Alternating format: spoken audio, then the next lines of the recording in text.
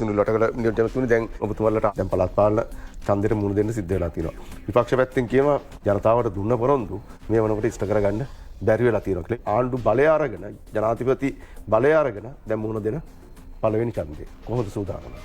සුධර්මන් ඔයා හිතනවාද අපිට මේ මොකක් හරි සැකයක් තියෙනවා කියලා ජයග්‍රහණය පිළිබඳ? දැන් මෙතුමන්ලා දෙන්න එක දේශපාලන ධාරාවේ හිටියේ. දැන් දෙපැත්තට වෙදිලා යන්නේ ඉල්ලනවා. ජනාධිපතිවරයා තුනෙන් දෙක පාර්ලිමේන්තුවක් අපේ අතේ තියාගෙන තර්කානුකූල භාවිතාවය ඇතුලේ කාට හරි හිතවිල්ලක් එනවද? නෑ මේක මේ වෙන පැත්තකට දීලා බලමු කියලා. ඒකින්ද තර්කානුකූල භාවිතාවය ඇතුලේ කාටවත් සිතුවිල්ලක් පහළ වෙන්නේ නෑ. මේක වෙනස් දේශපාලන ධාරාවකට දීලා චෙක් කරා. යථාර්ථය ගමුකෝ. යථාර්ථය ගත්තොත් දැන් කියුණානේ මාර වැඩේ අපි තුනට බහැලා ඉන්නේ. නමුත් අපි ගමන ආරම්භ කරලා තියෙන්නේ මං කියනද?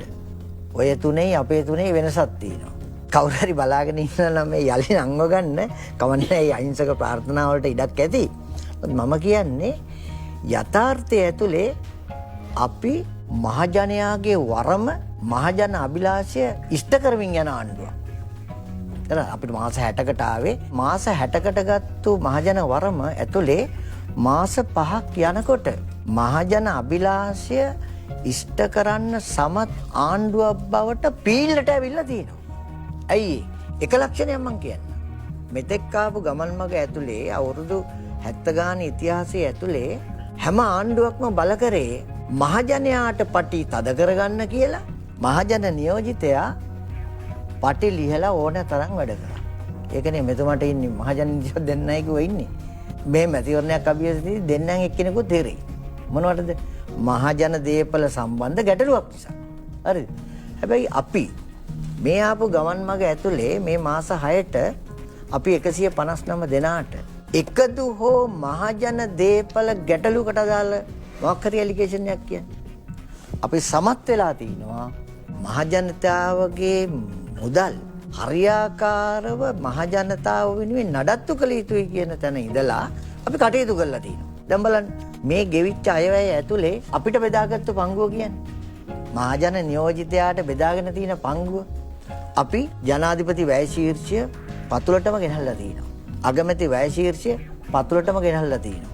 මන්ත්‍රී විශ්‍රාමයේ කප්පාදු කිරීමේ පනත මේ ළඟදිම ගේනවා. අමාත්‍යවරයන්ගේ නිල නිවාස ටික මහජන අභිලාෂයට බාර දීලා තිනවා. ජනාධිපතිවරයාගේ ජනාධිපති මන්දිර 7න් 5ක් අපි ලබා දීලා තිනවා.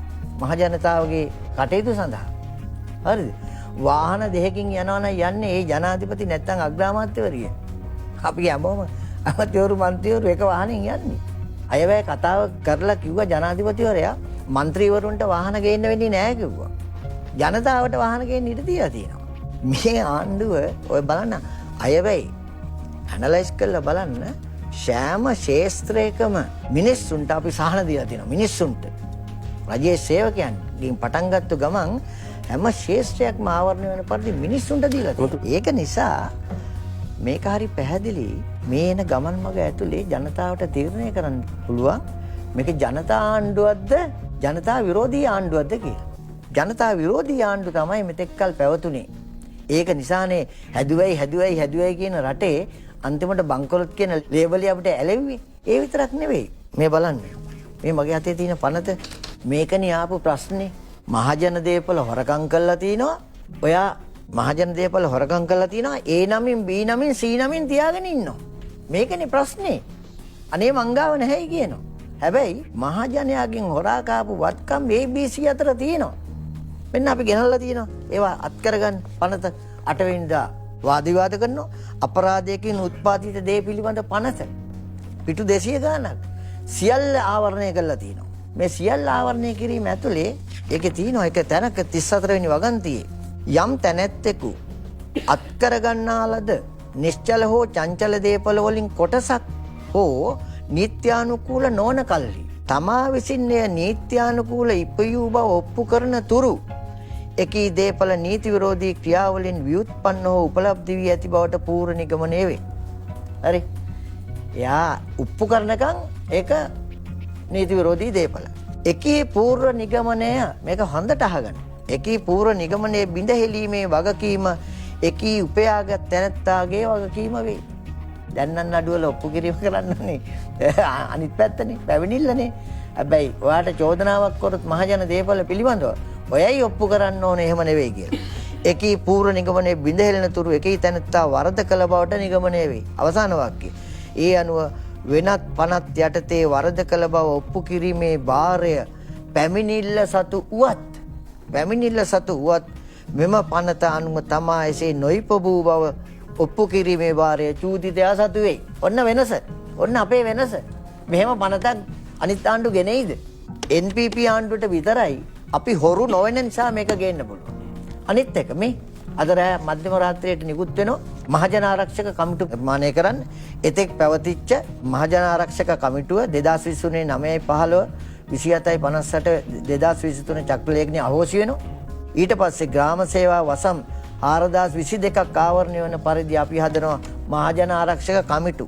ඒ කමිටුවට අදාළ චක්‍ර ලේඛනය අද නිකුත් වෙනවා.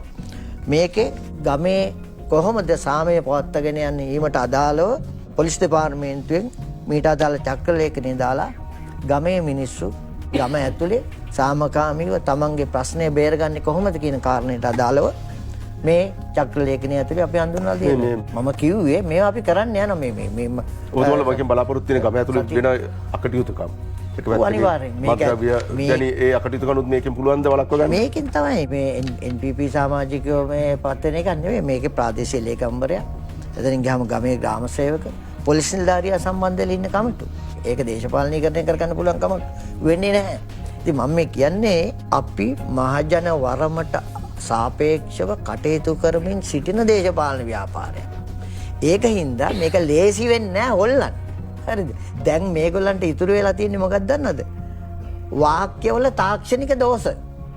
ඔයිට අමතරව NPP එකට එල්ල කරන්න පුළුවන් එක ඇලිගේෂන් එකක් කියන්නේ. මහජන දේපල ඕගොල්ලෝ මේ විදිහට අවභාවිතා කරලා තිනවා බලන්නකො පුදුම අපරාධ ආණ්ඩුවක් කියලා. එහෙම කියන්න බෑ. අයවැය දින 20 ගානක් තරක කරා. ඔය විපක්ෂයට බැරුණා එක ඇලිගේෂන් එකක් අපි සම්බන්ධයෙන් ගිහින්. මම හිතනවා ඔබතුමා දැන් ඔය අද ගිය නිරීක්ෂණෙත් එක්ක දැන් කොළඹ නගරය ගත්තොත් නවගම්පුර ස්ටේට් පුර ඒකම කිඹුලායල මේ ආශ්‍රිත ප්‍රදේශවල වෙනම ජන ජීවිත ඇදිලා තියෙනවා. ඒ වෙනම ඊට ආවේනික මද්‍රව්‍ය ඇබ්බැහි වෙච්ච මද්‍රව්‍ය වෙළඳාම් කරන මේ අධිරාජ්‍යයන් වගේ හැදිලා තියෙනවා. මේ අධිරාජ්‍යයන් විඳින්න පුළුවන්ද? පුළුවන්. සැලැස්මක් තියනවද ඔබතුමාලා? සැලැස්මකුත් තියෙනවා. පුළුවන්. ඒ අධිරාජ්‍යයන් අපේම ජනතා කොටසක් තමයි. ඒක අපි දකින්නේ වුන් අර සතුට කොටස නේ වුන් ඒකේ ගොදුරුනේ ඇත්තටම. ඒතකොට පහළ මට්ටමේ ඔය ඩ්‍රග් සම්බන්ධ වෙළඳාම් ඉන්න අයත් ඒගොල්ලොත් ඇඩික්ට් ඒ කියන්නේ අබ්බැහි වෙච්ච පුද්ගලයෝ. එතකොට ඒවා ඉතාම නරක තත්ත්වයක් තියෙනවා. ඒ කියන්නේ අපි හිතනවට වඩා බාල වයස්කාර ළමයි ඒ තීරුවක ඔබ කියන තත්ත්වය ඉතාම නරකයි. ඒ කියන්නේ ඒවා යම් රාජධානි විදියට පවත්වාගෙන ගියා. ඒවට පාතාලයේ සම්බන්ධ වුණා. පාතාලයේ ආණ්ඩුත් එක්ක සම්බන්ධ වුණා. ඇමතිවරුත් එක්ක නිශ්චිත පුද්ගලත් එක්ක පළවෙනි එක සුවරම අපි බිඳලා තියෙනවා. ඒකේ පළවෙනි බිඳීම තමයි මද්ද්‍රව්‍ය ජාලයට අපි මුදුනෙන් සහයෝග දෙන්නේ නැහැ කියන එක. මෙතෙක් පැවති සියලුම ආණ්ඩුවකට සහයෝගය දුන්නා. අපි වගකීමෙන් කියන්නේ. එහෙම නැත්නම් මේක නවත්තන්න පුළුවන්. මේ වෙද්දී අපේ ආණ්ඩුව ජනාධිපතිතුමා පත් වෙච්ච දවසේම මේ ආණ්ඩුව විසින් මේ රටේ මධ්‍යම ව්‍යාපාරික ජාලයට සහයෝගය දක්වීම ඉවර කරලා තියෙනවා. ඊළඟට ඒක පවත්වාගෙන ගියේ පල්ලෙහා යම් පාතාල බලයන් එක්ක. එතකොට පාතාල ක්‍රියාකාරීත්වයෙන් අපිට රටේ දකින්න ඕනෝන් මිඩිත බාගෙනින් මේ ටික දිගට තිබ්බ තමයි. හැබැයි නිශ්චිතව ඇමතිවරු මන්ත්‍රීවරු ආණ්ඩුවේ පාතාල ජාලයත් එක්ක සම්බන්ධ වීම අපි බිඳලා තියෙනවා. එතනින් පටන් ගත්තාම අපි මේකේ පොලිසි වල අදාළ වෙනස්කම් මේවා කොන්ක්‍රීට් වෙලා තමයි රාජධානි තමයි. ඒවට පොලිසිද නීතිය ක්‍රියාත්මක නිලධාරීන්ද ඔක්කොම සම්බන්ධ වෙලා හැමෝම නෙවෙයි. ඒවතුත් යම් පරිදි සම්බන්ධ වෙලා යන එකක් තමයි මේ තිබුණේ. අපි ඒක තමයි දැන් මේ කඩාගෙන හදාගෙන යන්නේ. අපි විශ්වාස කරනවා ඉතාමත් කෙටි කාලෙකින් මේ මාසෙ දෙකකින් මේක මිනිසුත් එක්ක කරගන්න දෙනවා. එතකොට මේකේ මිනිසුන් අවසන් කරලා නෙමෙයි මේක කරන්න ඕනේ. මේකේ ඒගොල්ලෝ වික්ටිම්ස්ලා වින්දිතයෝ විදිහට අරගෙන ඒකට දාලා වැඩ පිළිවෙලක් හදලා තමයි මේකෙන් විසඳන්න ඕන. ඇත්තට පැහැදිලි වැඩ පිළිවෙලක් අපිට තියෙනවා. ඒ වගේ මේකේ අනිත් පැත්තක් තියෙනවා. අපි හිතන සෝදරම එකට යද්දී අර ඔක්කොම එහෙම ඉන්නවා නිකන් ඔක්කොම රාජධානියක් තියෙනවා කියලා. ඒ වගේම මේ ක්‍රියාවලට විරුද්ධ මේකට විරුද්ධ වැඩ පිළිවෙලකදී ඉදිරියට අවිල වැඩ කරන්න කැමති මිනිස්සු බහුතරයකුත් ඉන්නවා හැමතැනම. එතකොට හැමෝමත් එක්ක ඇත්තටම මේවා සම්බන්ධයෙන් මැදිහත් වෙන ක්‍රියාවලින් දැන්ටමත් ආරම්භ කරලා තියෙනවා. අපි හිතන විදිහට කාලේ ඒ රාජධානීන් විදින්න පුළුවන් වෙයි කියලා ජනාධිපතිතුමා කිව්වා වගේ අර පොඩි ආණ්ඩු තියන දෙන්නේ නැහැ අපි ඇත්තටම. ඒ කියන්නේ මේ අර එක වෙලාවක් කිව්වේ කියන්නේ මේ ආණ්ඩුවට 3-2 බලයක් මිනිස්සු දීලා තියෙනවා. ඒ තියෙන නීති විරෝධීව හරි ජනතා අනුමැතිය නැතුව තියෙන පොඩි ආණ්ඩු තියාගෙන නෙමෙයි. ඉතින් එහෙම තියන්න දෙන්නේ නැහැ. ඒක බලහත්කාරයෙන් නෙමෙයි. නමුත් ඒක අර මද්ද්‍රව්‍ය වගේ ප්‍රශ්නයකට සුධර්මන් බලහත්කාරයෙන් ප්‍රවේශ වෙලා චණ්ඩි පාඩදාල කරන්න පුළුවන් දෙයක් නෙවෙයි. ඒක ඊට වඩා බොහොම ලොකු මානුෂීය ප්‍රශ්නයක්. ඒකේ වෛද්‍ය කාරණා, සෞඛ්‍ය කාරණා තියෙනවා. ඒකේ ආර්ථික කාරණා තියෙනවා, සමාජීය කාරණා තියෙනවා. ඒක සම්පූර්ණ තුරන් කිරීම කියන එක ලොකු ව්‍යාපෘතියක්. සමහරට ඔවුන්ගේ අර ජීවත් වෙන පිළිවෙල වෙනස් නොකර ඒක අන්තිමට තියන්න බැරි වෙන්න පුළුවන්. ඒ සෙටප් එක ඒ ඉන්න සිටිය ඔන්න ඔය ඔක්කොම වෙලාගත්තු කරාදී ඔය විශේෂ ඔක්කොම පැත්තටම අපිට චැලෙන්ජ් කරන්න අපේක්ෂකයෙකුත් නැහැ. ඔව්. අනිත් කණ්ඩායම. ඔව් ඒ ගම්වල. අතරම මම කියන්නේ අපි ඔය කියපු ගම්වල අර අපිට කට්ටිය හිටපු නැති. අපිට පිරිස් හිටපු නැති ඇත්තටම පාර්ලිමේන්තු මැතිවරණයේත් ගම්වල ප්‍රබල ක්‍රියාකාරී අපිට හිටපු නැත්නම් වල ගමේ ප්‍රබලම අපේක්ෂක දැන් අපිට කොළඹ නගර සභාව ගැන හිතන්නේ ඒ විදිහටමයි.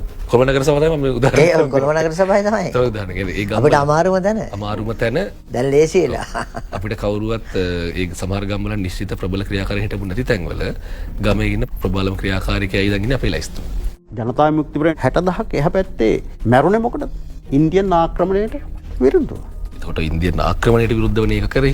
ඔව්. එතකොට දැන් මේකේ සම්බන්ධය මොකද්ද? මොකක්ද ඉන්දියන් ආක්‍රමණය කියන්නේ? ඒ වෙලාවේ පරිප්පු දාලා බලෙන් මැදිහත් වෙලා වෙච්ච සිද්ධියක් අපි හැමෝම දන්නවනේ. එතකොට දැන් නිල සංචාරයකට ඉන්දියාවේ මන්ත්‍රීතුමා එකයි මේකේ සම්බන්ධය මොකද්ද? 89 මිනිස්සු මැරුණේ ඉන්දියාවෙන් පරිප්පු දාපු නිසා හරි ආහාර දාපු නිසා හරි. නෑ ඒක මම උදාහරණයක් කිව්වේ ඒක නේ ඉන්දියන් ආපු නිසා හරි නෙමෙයි ඉන්දියාවේ ආක්‍රමික දේශපාලනයට. ඒක ඇවිල්ලා සරල කරන්න එපා. ඉන්දියාව පරිප්පු දාපු නිසා අපි කවුරුත් සටන් කරේ නෑ. නෑ නැවත පොඩි අවස්ථාවක් නේ ඒ වචන අල්ලගන්න එපා. මම කියන්නේ නෑ මම කියන්නේ ඉන්දියාව පරිප්පු දාපු පරිප්පු ඔබතුමා කතා කරගෙන මම පොඩි ප්‍රශ්නයක් අහන්න එච්චරයි. 88 89 අපි දන්නවා ඉන්දියාව බලහත්කාරයෙන් ඉන්දියාවේ බලපෑමට යටත් වෙලා ගිවිසුම් වලට අත්සන් කරන්න වුණා. ඊට පස්සේ ඉන්දුලංකා ගිවිසුමෙන් පස්සේ ඉන්දියන් හමුදාව ආවා. ඒකට විරුද්ධව උතුරේ දකුණේ අරගල පටන් ගත්තා. එහෙම සිදුවීමක් එක්කනේ මේක වුණේ. එතකොට ඉන්දියාවේ මැදිහත් වීම එහෙම එකක්. දැන් එතුමා ඒක සම්බන්ධ කරලා කියනවා දැන් මේ දැන් නිල රාජ්‍ය සංචාරයකට යන්නේ. ඒ දෙකේ සම්බන්ධය මොකද්ද? දැන් ඉන්දියාවේ ඔබතුමා පිළිගන්නවද දැන් ඉන්දියාවෙන් මැදිහත් වීමක් කරන්නේ නැහැ කියලා? කොහොමද මැදිහත් වීමක්ද? ඔය ඔබ කියන විදිහෙම දැන් නෑ 88 කරපු එක දැන් කරන්නේ නැහැ. 89 කරපු එක මොකද්ද කියලා ඉස්සෙල්ලා මම හිතන්නේ ඉතිහාසය නෑ දන්නා නෑ හමුදාව ඇවිල්ලා මේ මෙහෙ හිටියනේ ඇවිල්ලා. නෑ නෑ ඔබතුමා ඉතිහාසය දන්නා අයගේ අරගෙනද? ඒ ඇවිල්ලා හිටියනේ. IPKF එක ඇවිල්ලා හිටියනේ. ඔව් ඒක තමයි මම කිව්වේ ඉන්දියන් හමුදාවට ආවා කියලා. තාත්තා කරුදෙනවනේ දැන්. ඔබතුමා කියන්නේ ඒකයි දන්නා අයගෙන් අහගන්නේ ඉන්දියාවේ ඉතිහාසෙ මම හින්දලා නැතුවට මම දන්නවා. ඉන්දියාවේ ආමිකේ පිරිසක් යුද්ධේ සාමගී උසුම නිසා ආපු එක හරි. ඒ සාමගී උසුම පාදක වුණා. ඒ පාදක වෙලා සටන පටන් ගත්ත මේ තමයි ඉතිහාසය. මං කෙටි ප්‍රශ්නයක් අහන්නද? දැන් මොනවද හරි වෙලා අපි මේ ආණ්ඩු බලයක් කරන්නේ ඉන්නේ. එතකොට මෝදිත් එන්න හදනවා. දැන් අපි කරන්න ඕන ක්‍රියාව ඔයා කියන්නකෝ එහෙනම්. නෑ මම ඒක තමයි උත්තුව දැන් මේ කියන්න හදන්නේ. එතකොට මම මේ කියන්නේ 60,000ක් මිනිස්සු මැරුණේ ඉන්දියන් ව්‍යාප්තවාදයට විරුද්ධව. ඔබතුමා අහපු ප්‍රශ්නේ හරියට හරියමතුමා දැන් මෝදි අග්‍රාමාත්‍යතුමා එනවා අපිට ප්‍රතික්ෂේප කරන්න බෑ. ප්‍රතික්ෂේප කරන්න බෑ. ඒ වගේම අපේ ජනාධිපතිතුමා පත් වුණාම ඉන්දියාවට ගියේ ඉස්සෙල්ලාම සංචාරය කොහොම පිළිගන්න. ඒක එතුමාට ප්‍රතික්ෂේප කරා එතුමාට ආශිර්වාදයක් සාරට ආශිර්වාදයක්. මේක තමයි යථාර්ථය. මේවා මේ නිකන් දේශපාලන වෙනව නෙමෙයි සුදාරන. හරිද? වෙනම සංවාදයකට යන්න ඕන මේ විචාර. ඔව් වෙනවා. හරිද? නෑ මම අහන්නේ දැන් මම මේ ඉතිහාස මම මේ වෙන තැනකට. හොඳයි. හරිද? හොඳයි. ඔබතුමා කාලය අවසන්. ඒ ඉතිහාසය. සියල්ල තියෙන්නේ මහ ජනතාවගේ අතේ. සංජය ඉදිරියවන් හිටපු මන්ත්‍රීතුමනි ජනාධිපති වැය ශීර්ෂය පිළිබඳ අමු බොරුවක් කියන්නේ හැමදාම. ජනාධිපති වැය ශීර්ෂය මෛත්‍රීපාල සිරිසේන අඩු කළා. මම ඌට දේශපාලනික විරුද්ධයි. මම මෛත්‍රීපාල සිරිසේනට දේශපාලන සංඛ්‍යාත්මක අඩු කළාද නැද්ද කියන්න ප්‍රතිශත අඩු කරාගෙන තිරු පෙළ කඩු කරත් අඩු කරාගෙන අඩුවීම සිද්ධ වෙන සුධර්මන් පළවෙනි එක තමයි ජනාධිපති කාර්යාලය සහ ජනාධිපතිවරයා යටතේ තියෙන ආයතනවල මුදලත් එක්ක තමයි ජනාධිපති වැය ශීර්ෂයේ තීන්දුව වෙන්නේ. මේ දේශපාලන ව්‍යාපාරය මොකද්ද කළේ?